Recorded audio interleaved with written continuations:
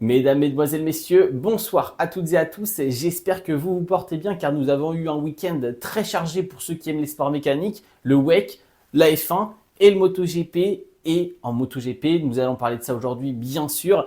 Qu'est-ce qu'on s'est régalé? Un gros vendredi, un samedi exceptionnel avec un retournement de situation total pour le championnat du monde MotoGP 2024 et un samedi totalement fou, un dimanche totalement fou. Franchement, le dimanche, une course sprint folle, une course principale incroyable aussi entre les deux leaders du championnat du monde MotoGP de cette saison. Le résumé du week-end de Sepang, c'est maintenant. On commence par Honda.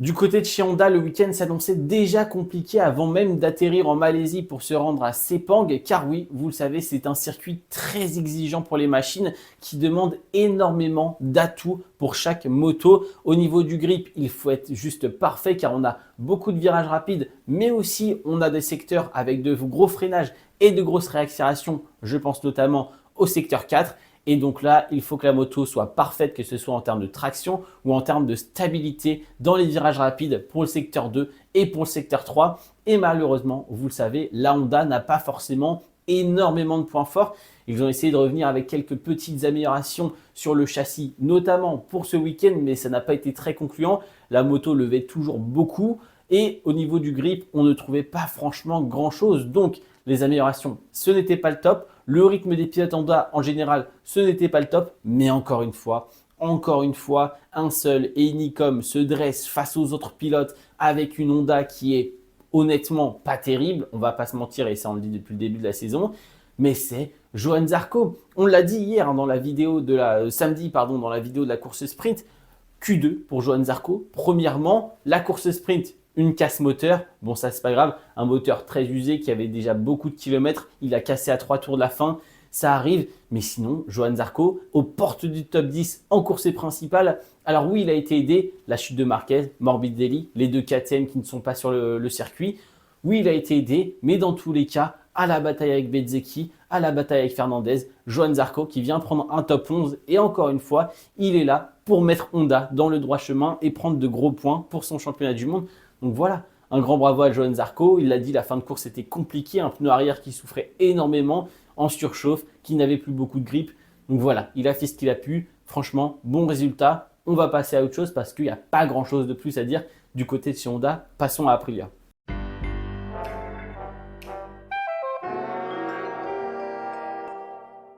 Du côté de chez Aprilia, vous le savez, dernièrement, j'ai des difficultés. Moi aussi, je ne suis pas sur la piste, je manque pas de grippe ou quoi que ce soit, rien à voir, mais j'ai des difficultés à parler d'Aprilia dans les BRK, comme ça, dans les résumés, parce que, honnêtement, il ne se passe rien. Vignales 12e en Q2 et le reste, c'est en Q1, en train de galérer comme pas possible au fond du classement. Vignales, on va prendre son exemple sur tout le week-end. Manque de grippe pour la Aprilia. Une stabilité très moyenne au freinage qui l'empêche de freiner tardivement et de rivaliser avec les autres motos, notamment les Ducati et les KTM. Mais bon, donc impossible pour Vignales de rivaliser sur ce point-là. Et la Aprilia, comme l'année dernière, qui a eu quelques problèmes de surchauffe tout au long du week-end. Donc il a fallu gérer ça pour Maverick Vignales. Et le pilote aussi, à la fin de la course, était exténué à cause de la chaleur présente sur le circuit de Sepang. Donc voilà, honnêtement, 7e place, c'est vraiment très très bien pour le coup, c'est de la bonne limite de casse, mais je n'ai pas grand chose d'autre à dire. Je vous ai donné tous les points négatifs de la moto.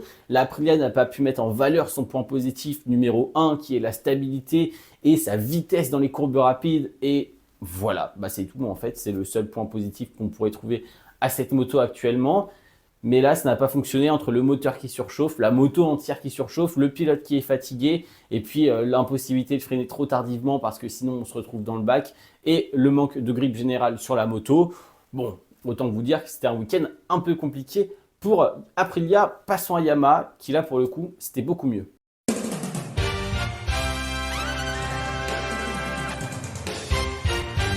Du côté de chez Yamaha, nous sommes sur la performance de l'année pour le constructeur. Je dis bien le constructeur parce que là, oui, les deux pilotes ont été performants sur tous le week-end. Beaucoup de choses à dire sur Yamaha ce week-end parce que ça m'intéresse et franchement, ça a été génial de les voir progresser et performer car ça commence dès le vendredi après-midi, les deux motos directement en Q2, donc là le samedi matin, la source de stress est disparue. On peut faire la FP2 et se concentrer sur le rythme de course pour la sprint et pour la course principale de manière détendue. On peut se faire ses petits setups et après on regarde la Q1 depuis le box. Ça fait plaisir et on se lance pour la Q2. Bon résultat de la part des deux pilotes. On n'est pas sur des chronos stratosphériques, mais les Ducati et les KTM étaient très difficiles à aller chercher. Donc, bon chrono de la part, bien sûr, de Quartararo et d'Alex Rins. Et là, on passe sur un moment mémorable cette saison, la course sprint de Fabio Quartararo, qui est juste très, rajoutez-en autant que vous voulez, très bonne cette course sprint de Fabio Quartararo. Meilleur résultat pour lui, meilleur résultat pour Yamaha, meilleur résultat d'une marque japonaise. C'est la première fois qu'un constructeur japonais arrive deuxième derrière les Ducati parce que oui, il ne faut pas abuser, il y aura toujours une Ducati devant. C'est la devise de 2024. Mais bref, grosse performance de Quartararo.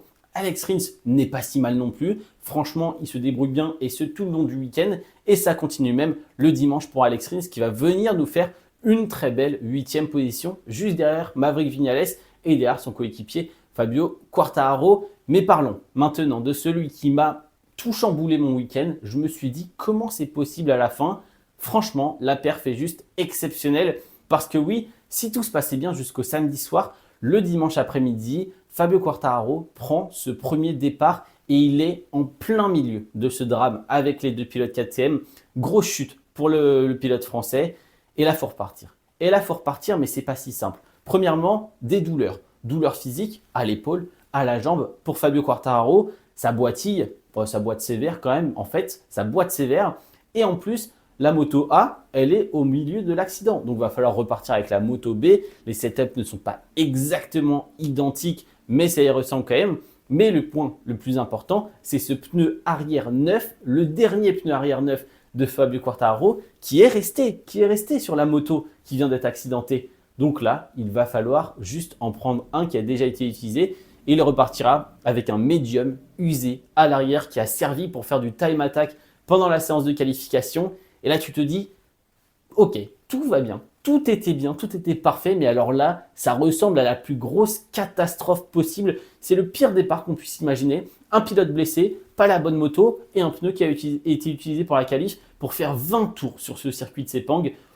Bon, pourquoi pas? Et Fabio Quartararo va réussir à terminer en 6e position de cette course principale 20 tours plus tard.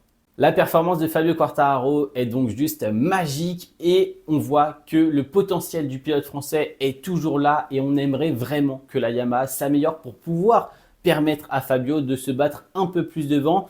En parlant d'amélioration, parlons de ce qui a été apporté ce week-end à Sepang par Yamaha car oui, il y a des upgrades.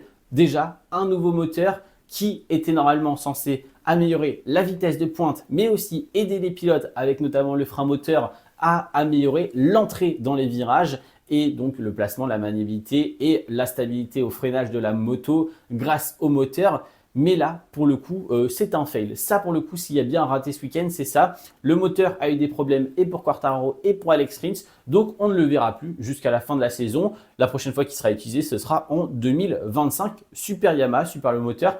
Pourtant, Quartararo a dit qu'il y avait quand même des points positifs sur ce nouveau moteur.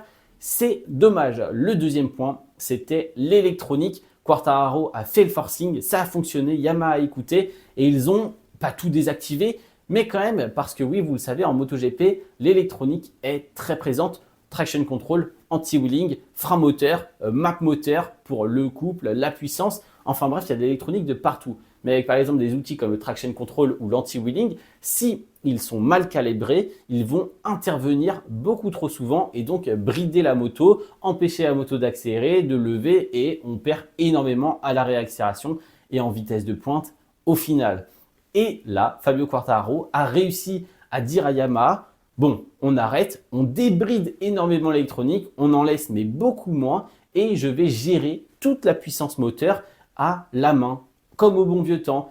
Et là, ça a beaucoup mieux fonctionné. Fabio Quartararo s'est senti beaucoup plus à l'aise. Il a dû faire preuve d'une maîtrise de pilotage très fine, beaucoup de finesse pour pouvoir gérer 300 chevaux sur la roue arrière.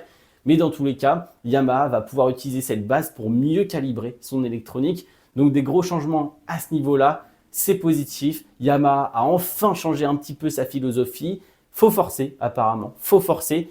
Quartararo est capable de forcer vis-à-vis des Japonais pour avoir une moto totalement différente. Et ça, c'est très bien, ça fait plaisir. Et en plus, quelle meilleure manière de montrer que ce forcing a fonctionné que de terminer en 6e position et de réaliser le meilleur week-end de la saison. Donc un grand bravo à Yamaha.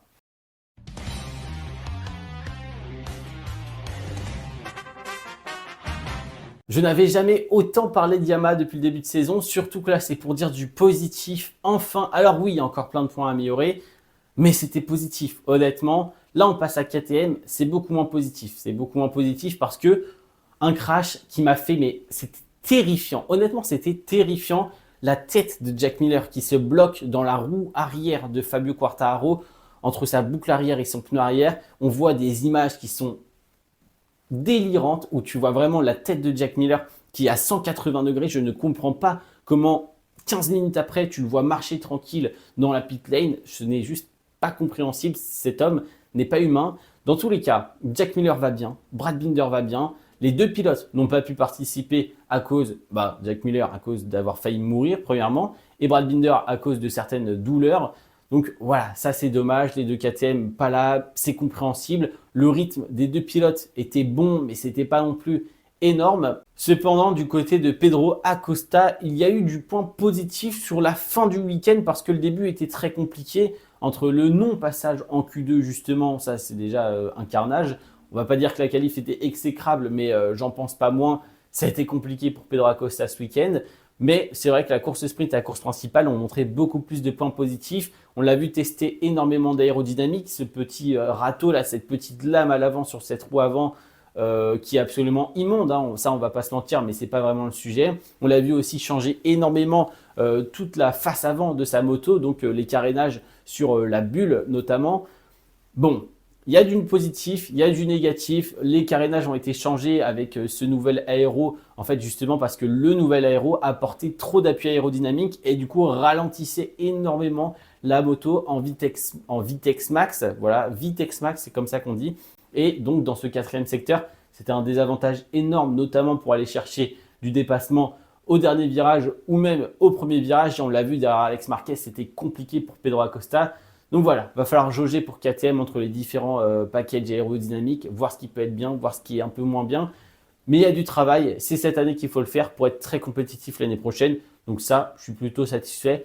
Bonne course de Pedro Acosta dans l'ensemble parce que c'était pas donné au départ. Hein. En partant 13e, c'est pas facile.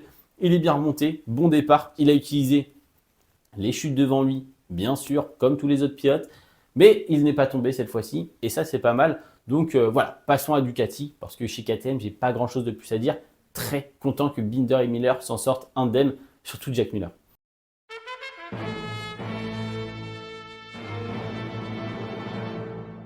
Du côté de chez Ducati, le jeu est terminé depuis bien longtemps. Ils sont en train de jouer en interne maintenant. Ça ne se joue que entre eux parce que le championnat du monde constructeur, il est à eux depuis bien longtemps. Le championnat du monde écurie, c'est Ducati officiel qui l'a remporté parce que Enea Bassini et Francesco Bagnaia dans la même équipe, c'était juste imbattable cette saison. Donc bravo à eux. Et maintenant, nous n'attendons plus que le championnat du monde pilote qui va se décider dans ses dernières courses. Et ce week-end de Sepang était décisif. Avant de parler de la bataille Martin Bagnaia, on parle de ce qui s'est passé auparavant. Déjà, premièrement, la vidéo de samedi après-midi. La vidéo de samedi après-midi, il y a mes pronostics à chaque fois pour toutes les courses. J'ai eu tout bon. J'ai eu tout bon. Donc voilà, je tiens à le rappeler quand même, comme quoi, c'est pas si mal. Bref, ce n'est pas le sujet. Derrière, Bezzecchi, course difficile. Yannone, bon week-end en général. Hein. C'était franchement plutôt pas mal pour un retour en MotoGP. Ok, au top. Après, on a eu qui d'autre? Morbidelli. C'est dommage pour Morbidelli parce qu'il y avait du très gros rythme qui était montré. On avait vu de bonnes choses. C'était pas mal dans l'ensemble. Il aurait pu jouer cette P4 si Marquez était tombé et que lui n'était pas tombé. Donc, il y avait du positif. Malheureusement, encore une fois, il part à la faute. La GP24 l'a bien aidé pour avoir des bonnes performances. Mais bon, dans tous les cas, il était quand même très rapide. Après, derrière, on a Alex Marquez. Bon début de week-end, oui, c'est ce que j'allais dire. Bon début de week-end, bonne fin de week-end, parce que quand même, pour une P4, c'est pas si mal. Mais il a manqué un petit quelque chose pour pouvoir rivaliser. La GP23 était en dessous. Et on en parle maintenant avec Marc Marquez. Marc Marquez, dès son arrivée, il a dit « Sepang, c'est pas un circuit que j'affectionne particulièrement. C'est un circuit où je ne suis pas forcément à l'aise. Et dès le début, la GP23 a montré quelques signes de difficulté de la surchauffe moteur, du problème de grippe. Donc, c'était pas facile. Des setups ont été trouvés par Marc Marquez avec le team Gresini. Ça s'est bien passé. La qualif était bonne, mais pas incroyable non plus. La course sprint, il prend un podium parce que Bastianini n'est pas dans le coup. Et la course principale, en essayant de suivre Martin, Bagnaia, il part à la faute dans ce dernier virage, dans ce dernier demi-tour à gauche. Donc bon, il était en train de pousser, ça se voyait. En même temps, est-ce qu'il a grand-chose à perdre? Oui, il y a quand même une P3 à perdre, mais c'est pas ça qui va changer sa vie non plus, même si c'est un compétiteur. Il veut cette P3 et cette bataille pour la 3e place du championnat du monde est juste incroyable. Elle est limite aussi bien que la bataille pour le vainqueur final. Donc franchement, Marquez, bon week-end. Encore une chute, encore une chute, encore une chute, parce qu'on parle du championnat des chutes devant entre Bagnaia et Martin, mais c'est pareil derrière entre Bastianini et Marquez. Comptez le nombre de chutes de Marc Marquez en sprint ou en course principale cette saison. Alors oui, on peut peut-être enlever les 7, 8 premières courses. Déjà, je trouve ça énorme d'enlever 7-8 courses à Marc Marquez, 8 fois champion du monde, mais admettons que c'est l'adaptation. Cette saison, quand je dis depuis le début que les pilotes sont à la limite absolument tout le temps, je parle aussi bien des deux leaders que de Marc Marquez, 8 fois champion du monde, pour beaucoup le meilleur pilote de l'histoire de tous les temps du MotoGP.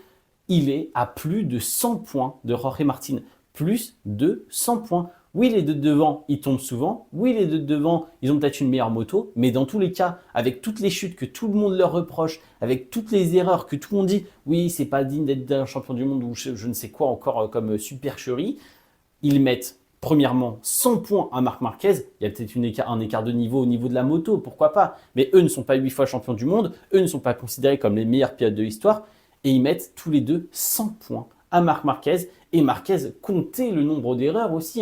Alors, c'est pas grave. Moi, honnêtement, cette saison me fait rêver, me régale. Il y a des erreurs souvent parce que les pilotes sont à leur maximum. Ils ne sont pas juste à 100%, ils sont à 110, 120, 150% pour ce qu'on a vu sur ce week-end. Donc, juste bravo Marc Marquez d'avoir été capable d'essayer de suivre. Oui, il y a une petite erreur avec cette GP23 qui était un peu plus en difficulté, mais honnêtement, un grand bravo à Marquez qui nous a montré encore une fois qu'il était capable sur un circuit qu'il n'appréciait pas, avec une moto un peu en retrait, de réussir à suivre les deux meilleurs pilotes du monde actuellement. Donc franchement, bravo. Bastianini, un peu dans le même style que Marquez, un début de week-end un peu compliqué, beaucoup de problèmes avec l'avant de la moto, le grip n'était pas forcément là, un peu d'instabilité au niveau du freinage. Donc voilà, Bastianini a un peu galéré, c'est pour ça qu'il n'était pas dans le rythme des deux leaders et qu'il galérait déjà aussi à suivre un peu Marc Marquez. Mais voilà, bonne course, il a su rester sur ses roues. On a vu quand même pas mal d'erreurs de la part de Bastianini tout au long du week-end. Mais c'est pas mal et il revient totalement pour cette bataille à la 3e place. Là, ça va être ultra serré. Tout se joue au dernier week-end parce qu'ils sont quasiment à égalité. Un point d'écart entre les deux si je ne dis pas de bêtises. Venons-en au duel final exceptionnel. Exceptionnel. Juste incroyable. Les deux pilotes se rendent coup pour coup. Ils sont là, ils donnent absolument tout. T'as pas l'impression, on a l'impression d'être au début de saison et qu'ils s'en veulent. Genre, je sais pas. En plus, la rivalité est saine. Il n'y a pas de coups de coude, il n'y a pas de trucs énervés. Il y a des dépassements musclés. Il y a des moments où il y a du contact, mais ça reste très fair-play, très propre, très beau. Alors non, ça n'est pas la bataille du siècle, ça n'est pas la bataille du millénaire ou de je ne sais quoi. C'est ce que j'ai mis, mais bon, c'est YouTube.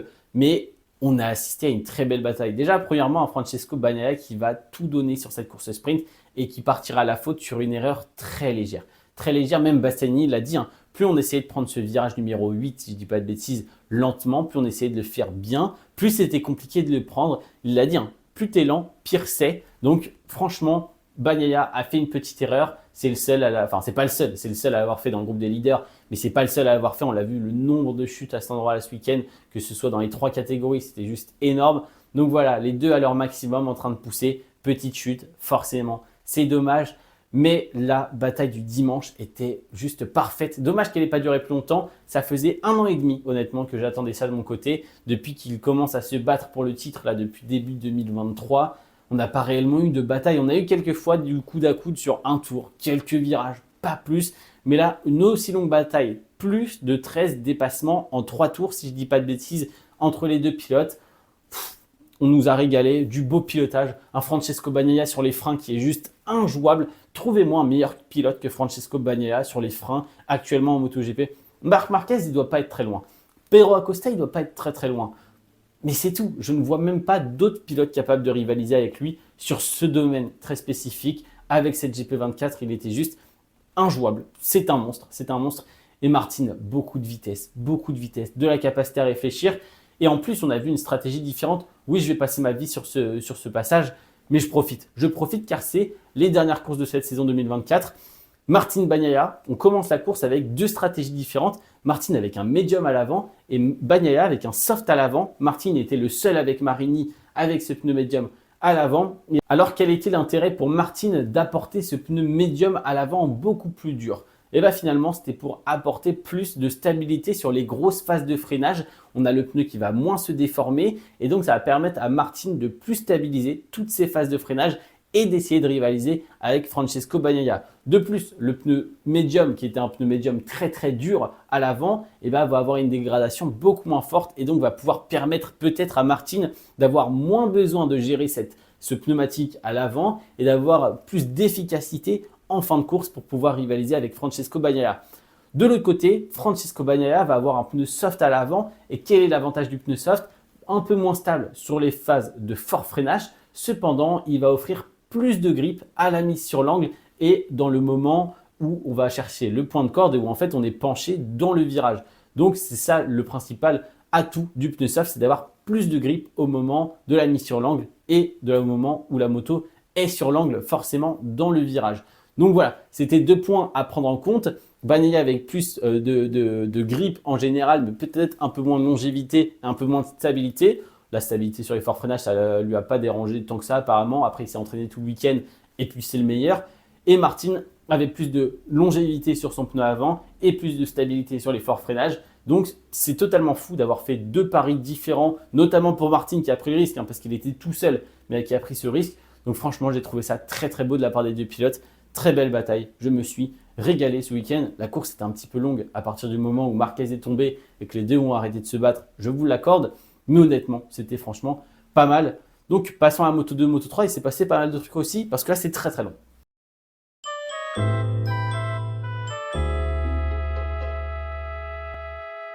Je ne sais pas si vous préférez les formats plus longs comme ceux-là qui font quasiment une demi-heure, voire un peu plus, ou les formats qui font 20 minutes, voire un petit peu moins. Honnêtement, là, j'ai envie d'en parler longtemps parce que on est sur l'une des courses de la saison, on est sur l'un des moments décisifs au championnat du monde. Donc, je trouvais ça ultra intéressant de parler beaucoup de Ducati et même des autres marques de Yamaha qui nous a fait un week-end spectaculaire. En Moto 2, Moto 3, du spectacle aussi. En Moto 3, c'était pas mal. Pas la meilleure course de la saison, honnêtement, mais c'était franchement pas mal. On a eu de très belles choses. Donc voilà, je ne sais pas trop quoi vous dire de plus. On a eu un Daniel Olgado qui part à la faute, un David Alonso, encore une fois, sur le podium et les Honda qui ont été catastrophiques. Nouveau moteur en Moto 3 chez Honda, tout a pété. Tout a pété, aucun d'entre eux ne fonctionnait, mis à part Taiyo Furusato qui nous fait un super résultat. Et du côté Moto 2, du côté de la Moto 2, là par contre, Celestino Vietti blessé, Vietti à l'épaule, qui va remporter la course. Jake Dixon, dans le dernier tour, qui va s'arrêter et nous faire une allée chez Spargaro en pensant que la course est finie. Ça va laisser la troisième place à Izan Guevara, son coéquipier. Incroyable. Ayogura qui tombe en panne sur une panne mécanique, du coup, qui tombe en panne, quoi. La Moto 2 était limite mieux que la Moto 3. Bon, il n'y a pas autant de spectacles qu'en Moto 3, mais en termes de comparaison, j'ai vraiment bien apprécié cette course de Moto 2 avec un Marcos Ramirez, un Jorge Navarro sorti de nulle part qui était juste ultra performant. Navarro, incroyable. On le rappelle, c'est même pas un pilote à plein temps en Moto 2. Il vient faire là, il vient dépanner par-ci, par-là, il vient faire 2-3 wildcards. Et là, il te sort déjà la pole position et en plus, il te sort une super course. Donc voilà, merci beaucoup à vous d'avoir regardé. N'hésitez pas à vous abonner, partager la vidéo à ceux qui pourraient être intéressés par cette vidéo. Je n'en sais rien en fait. Et dans tous les cas, on se dit à la prochaine à Catalunya. Normalement, les infos devraient arriver d'ici peu. Mais voilà, Catalunya pour la dernière course de la saison. Hâte de voir ça. C'était Théo. Ciao, ciao.